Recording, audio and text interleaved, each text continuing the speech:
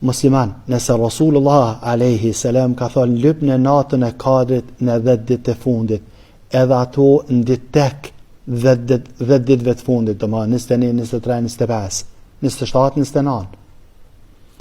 Ajo që ka po du me thonë ty, po du me thonë kush je ti mi ju thonë njerëzve sot është nata e Kadrit. Që ta kur më se thuj. Thuje njerëzve sot është ditë tek, ka thonë Rasuli alayhi salam, ka mundësi me ka nata e Kadrit, po shkak se është nata 21, 23, 25, 27 ose 29.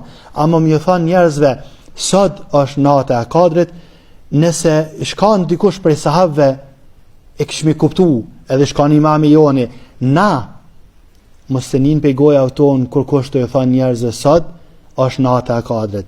Kush të dha ty këtë guxim ju thonë njerëzve sot është nata e Kadrit. E Rabbul Alamin e kam shef natën e Kadrit. E Rasuli alayhi salam nuk na ka tregu kur është nata e Kadrit.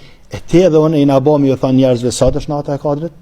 Do më thonë, kujdes o musliman, e kam shef Allahu Azza wa Jall për rahmetit tina, e ti po mënohesh me thonë që sot është, na dhe kush jem na, e ke pa, na dhe kush jem na, ka njëherë im shefum hedijet, që kem qef mja u dhonë tafër me tonë, familjarve tonë, im shefum deri një ditë veçant, edhe në qatë ditën e veçant, ja hepum hedijen që ja kena pregadit, ja hep fëmis tanë një hedije që ja ke pregadit, ti edhe une, edhe mënomi me zgjedh një ditë kur mi adhan hedijen. Allahu Azza wa Jall ka dashur me mshef e me na dhan shpërblimin e natës Kadrit kur Allahu Azza wa Jall dan.